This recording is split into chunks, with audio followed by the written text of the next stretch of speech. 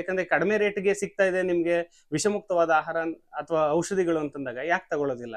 ಈಗ ನಾವು ಸದೃಢವಾದ ದೇಶ, ಸದೃಢವಾದಂತ ಒಂದು ಫ್ಯಾಮಿಲಿ ಕಟ್ಟಬೇಕು ಅಂತಂದಾಗ ನಾವು ಆಹಾರನ ಔಷಧಿ ರೀತಿ ಬಳಸಬೇಕು. ಸಿಗುತ್ತೆ ಅಂತ ಬಟ್ ಒಬ್ರು ಮುಂದೆ ಬರೋದಿಲ್ಲ ನಾವು ಮಾಡ್ತೀವಿ ಅಂತ.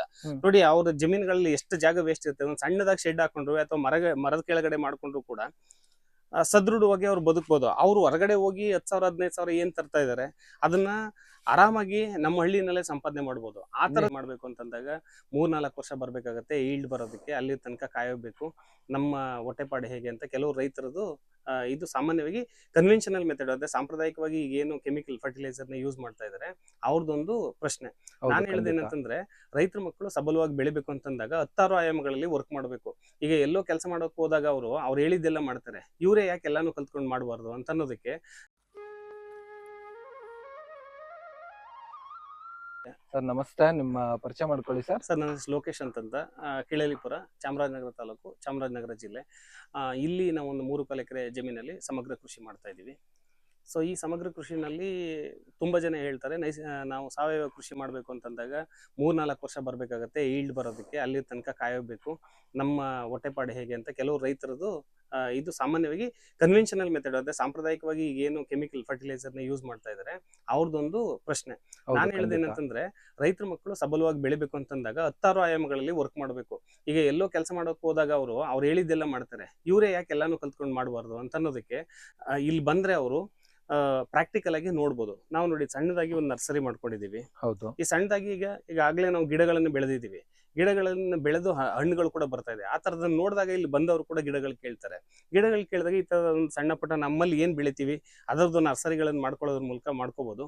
ಮತ್ತೆ ಜೊತೆದೊಂದು ಚಿಕ್ಕ ಹಸು ಇಟ್ಕೊಂಡು ನಾವು ಎರೆಜಲ ಮಾಡ್ಕೋಬಹುದು, ಎರೆ ಗೊಬ್ಬರ ಮಾಡ್ಬೋದು, ಮತ್ತೆ ಜೀವಾಮೃತ ಮಾಡ್ಕೋಬಹುದು. ಮತ್ತೆ ನಾವು ಉಪಯೋಗಿಸೋದ್ರ ಜೊತೆಗೆ ವಿಷಮುಕ್ತವಾದ ಆಹಾರವನ್ನ ನಾವು ತಿನ್ನೋದ್ರ ಜೊತೆಗೆ ನಮ್ಮ ಅಕ್ಕಪಕ್ಕದವ್ರಿಗೂ ಕೂಡ ಪ್ರೇರಣೆ ಆಗಿರ್ಬೋದು. ವಿಷಮುಕ್ತ ಆಹಾರವನ್ನು ಕೊಟ್ಟು ಸುಭದ್ರವಾದಂತ ದೇಶ ಕಟ್ಬೋದು. ನೋಡಿ ಇಲ್ಲಿ ನಾವು ಎರೆ ಗೊಬ್ಬರ ಮಾಡ್ಕೊಂಡಿದೀವಿ. ಎರೆ ಗೊಬ್ಬರಕ್ಕೆ ತುಂಬಾ ಡಿಮಾಂಡ್ ಇದೆ. ಎರೆ ಗೊಬ್ಬರನ ಎಲ್ಲ ಕೇಳ್ತಾರೆ ಎಲ್ಲಿ ಸಿಗುತ್ತೆ ಅಂತ, ಬಟ್ ಒಬ್ರು ಮುಂದೆ ಬರೋದಿಲ್ಲ ನಾವು ಮಾಡ್ತೀವಿ ಅಂತ. ನೋಡಿ ಅವ್ರ ಜಮೀನುಗಳಲ್ಲಿ ಎಷ್ಟು ಜಾಗ ವೇಸ್ಟ್ ಇರುತ್ತೆ, ಒಂದು ಸಣ್ಣದಾಗಿ ಶೆಡ್ ಹಾಕೊಂಡ್ರು ಅಥವಾ ಮರದ ಕೆಳಗಡೆ ಮಾಡ್ಕೊಂಡ್ರು ಕೂಡ ಸದೃಢವಾಗಿ ಅವ್ರು ಬದುಕ್ಬೋದು. ಅವ್ರು ಹೊರಗಡೆ ಹೋಗಿ 10,000 15,000 ಏನ್ ತರ್ತಾ ಇದಾರೆ ಅದನ್ನ ಆರಾಮಾಗಿ ನಮ್ಮ ಹಳ್ಳಿನಲ್ಲೇ ಸಂಪಾದನೆ ಮಾಡ್ಬೋದು, ಇನ್ನೂ ಹೆಚ್ಚಾಗಿ ಮಾಡ್ಬೋದು. ಮತ್ತೆ ಜೊತೆಗೆ ತಂದೆ ತಾಯಿಗಳ ಜೊತೆಗೆ ಇರ್ಬೋದು, ಅವ್ರ ಫ್ರೆಂಡ್ಸ್ ಜೊತೆಗೆ ಇರ್ಬೋದು. ಅವರು ಬೆಳೆದಿರೋಂತ ಊರಲ್ಲೇನೆ ಅವ್ರು ಏನಾದ್ರು ಒಂದು ಛಲವಾಗಿ ಅಚೀವ್ ಮಾಡ್ಬೋದು. ಈ ತರದನ್ನ ಒಂದ್ ವೇಳೆ ಮಾಡೋದಕ್ಕೆ ನಿಮ್ಗೆ ಏನಾದ್ರು ಕನ್ಫ್ಯೂಷನ್ ಇತ್ತು ಅಂತಂದ್ರೆ, ಕೆಲವರು ಯುವಕರು ಸಿಟಿಗೆ ಹೋಗಕ್ ಮುಂಚೆ 10 ಬಾರಿ ಯೋಚನೆ ಮಾಡಿ. ನಿಮ್ಗೆ ಏನೇ ಸಹಾಯ ಬೇಕು ಅಂತಂದ್ರೆ ನನಗೆ ಕಾಲ್ ಮಾಡಿ. ನನ್ನ ನಂಬರ್ನ ಇವ್ರ ಮೂಲಕ ಕೊಟ್ಟಿರ್ತೀನಿ. ಕಾಲ್ ಮಾಡಿ, ನನಗೆ ಗೊತ್ತಿರೋಂಥದ್ದನ್ನ ಹೇಳ್ಕೊಡ್ತೀನಿ. ಹಳ್ಳಿನಲ್ಲಿ ಹೆಂಗೆ ಬದುಕನ್ನು ಕಟ್ಕೋಬಹುದು ಅಂತ ಅನ್ನೋದಕ್ಕೆ ನಮ್ಮಲ್ಲಿ ಹಲವಾರು ಉದಾಹರಣೆಗಳಿದೆ, ನಾನು ನಿಮ್ಗೆ ತೋರಿಸ್ಕೊಡ್ತೀನಿ. ಅಲ್ಲಿ ನಾವು ಎರೆ ಗೊಬ್ಬರ ನೋಡಿದ್ವಿ, ಈಗ ಇಲ್ಲಿ ಎರೆ ಜಲ ಮಾಡಿದೀವಿ. ಎರೆ ಜಲ ಕೂಡ ನಾವು ಒಳ್ಳೆ ಪ್ರೈಸ್ಗೆ ಕೊಡ್ತಾ ಇದೀವಿ. ಸೊ ಇದನ್ನ ಬಂದಾಗ ಯಾವ ತರ ಮಾಡೋದು, ಇದರಿಂದ ಬೆನಿಫಿಟ್ಸ್ ಏನು ಅಂತ ಅನ್ನೋದನ್ನ ಬೇಕಾದ್ರೆ ನಾನು ಎಕ್ಸ್ಪ್ಲೇನ್ ಮಾಡ್ತೀನಿ. ಮತ್ತೆ ಬಿಲ್ಪತ್ರೆ ಎಲ್ಲ ನಮ್ಗೆ ಅಗಾಧವಾಗಿ ಸಿಗುತ್ತೆ. ಬಿಲ್ವ ರಸಾಯನ ಮಾಡ್ಕೋಬಹುದು. ನಾವು ಹೊರಗಡೆ ತರೋ ಗೊಬ್ಬರಕ್ಕಿಂತ ಜಾಸ್ತಿ ಅಧಿಕವಾದ ಪೊಟ್ಯಾಶ್ ಇದೆ ಅಂತ ಅನ್ಬೇಕಾದ್ರೆ ಯಾಕೆ ರೈತರು ತಗೊಳ್ಳೋದಿಲ್ಲ? ಮಾರಬಹುದು, ಅದನ್ನೇ ಮಾರೋದೇನೆ. ಅವರು ಯಾಕೆ ತಗೊಳ್ಳೋದಿಲ್ಲ?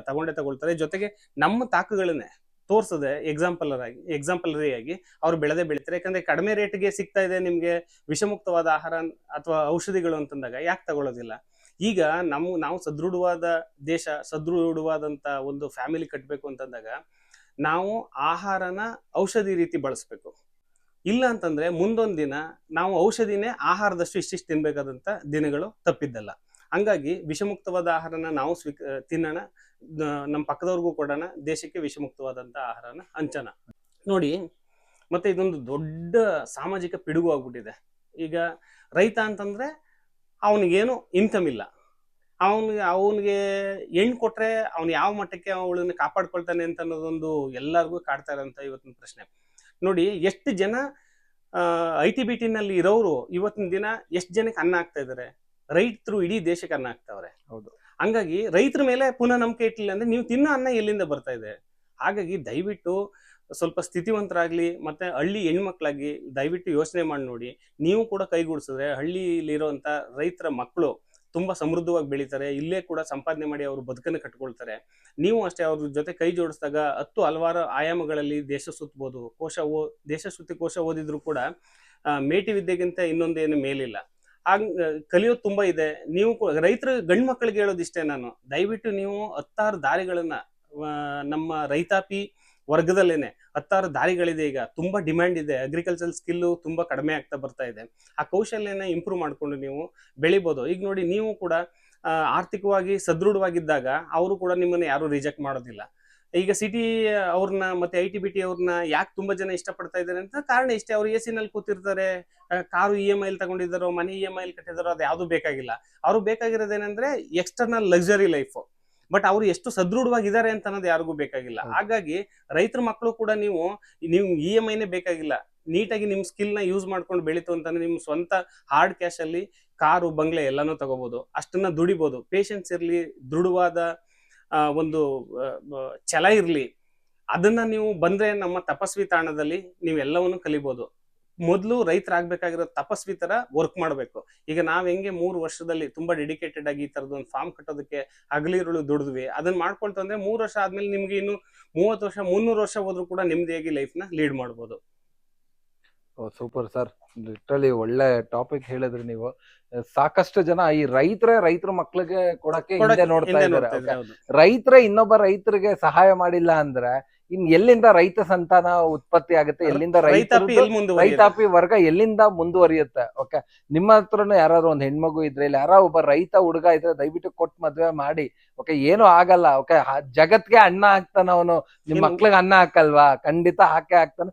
ಏನೋ ಹೊರಗಡೆ ಸಿಟಿಯಲ್ಲಿ ಇರೋರ್ದು ಒಂದ್ ಸ್ವಲ್ಪ ಲಕ್ಸುರಿ ಲೈಫ್ ನ ಆ ಮಟ್ಟಕ್ಕೆ ಕೊಡಕ್ ಆಗಲ್ಲ, ಬಟ್ ಖಂಡಿತ ಇನ್ನು ಚೆನ್ನಾಗೇ ಇರ್ತಾರೆ. ಸರ್, ನಿಜವಾಗ್ಲೂ ಸೂಪರ್ ಆದಂತ ಒಂದು ವಿಚಾರ ಹೇಳಿದ್ರಿ.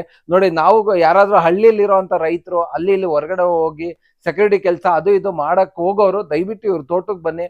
ನಾನಾ ತರ ಒಂದಷ್ಟು ಐಡಿಯಾಗಳಿದೆ, ಇದಕ್ಕೆ ಯಾವುದೇ ರೀತಿ ಚಾರ್ಜಸ್ ಮಾಡಲ್ಲ ಅವರು. ಓಕೆ, ಅವ್ರು ನನ್ನಿಂದಾಗಿ ಒಂದಷ್ಟು ರೈತರಿಗೆ ಹೆಲ್ಪ್ ಆಗ್ಲಿ, ರೈತರ ಮಕ್ಳು ಕೂಡ ಬೆಳೀಲಿ ಅನ್ನೋ ಒಂದು ಮೂಲ ಉದ್ದೇಶ ಇಟ್ಕೊಂಡು ಮಾಡ್ತಾ ಇದಾರೆ ಅಷ್ಟೇ.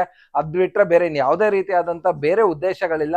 ದಯವಿಟ್ಟು ಬನ್ನಿ, ಇಲ್ಲಿ ನೋಡಿ ಯಾವ ತರ ಎಲ್ಲ ಮಾಡ್ಬೋದು ಅಂತ. ಮನ್ಸೊಂದಿದ್ರೆ ನಾನಾ ತರ ದಾರಿಗಳಿದೆ. ಓಕೆ, ನಾವು ಮುಂದೆ ಬರೋದಕ್ಕೆ. ಸೊ ಇಷ್ಟ ಹೇಳ್ತಾ ವಿಡಿಯೋ ಮುಗಿಸ್ತಾನೆ. ಯಾರಿಗಾರಿಗೆಲ್ಲ ಇಂಟ್ರೆಸ್ಟ್ ಇದೆ ದಯವಿಟ್ಟು ಸಾರ್ ನಂಬರ್ನ ಡಿಸ್ಕ್ರಿಪ್ಷನ್ ಬಾಕ್ಸ್ ಅಲ್ಲಿ ಇರುತ್ತೆ, ಇಲ್ಲಿ ಕೆಳಗಡೆ ಕೂಡ ಪ್ಲೇ ಆಗ್ತಾ ಇರುತ್ತೆ, ಅವ್ರನ್ನ ಕಾಂಟ್ಯಾಕ್ಟ್ ಮಾಡಿ. ನೀವುಗಳು ಕೂಡ ನಿಮ್ಮ ಹಳ್ಳಿ ಬಿಟ್ಟು ಹೋಗಿದ್ರೆ ಹಳ್ಳಿಲಿ ಏನೇನೆಲ್ಲ ಮಾಡ್ಬೋದು ಅಂತ ಒಂದು ಥಾಟ್ ಇಟ್ಕೊಂಡು ಮಾಡಿ. ಮೋದಿ ಅವ್ರು ಹೇಳಿದಂತ ಕನಸು ಎಲ್ಲಾ ಹಳ್ಳಿಗಳು ಒಂದು ದಿಲ್ಲಿ ಆಗ್ಬೇಕು ಅನ್ನೋ ಆ ಕನಸನ್ನ ನೀವುಗಳೆಲ್ಲ ಕೈ ಜೋಡಿಸಿದ್ರೆ ಮಾತ್ರ ನಾವೆಲ್ಲ ಸೇರ್ಸಕ್ಕಾಗೋದು. ಇಷ್ಟ ಹೇಳ್ತಾ ವಿಡಿಯೋ ಮುಗಿಸ್ತಾ ಮತ್ತೊಮ್ಮೆ ನಿಮ್ಮೆಲ್ಲರಿಗೂ ನೈಸರ್ಗಿಕ ಬದುಕು ಚಾನಲ್ ಇಂದ ಹೃದಯಪೂರ್ವಕ ವಂದನೆಗಳು, ಧನ್ಯವಾದಗಳು, ಶುಭ ದಿನ.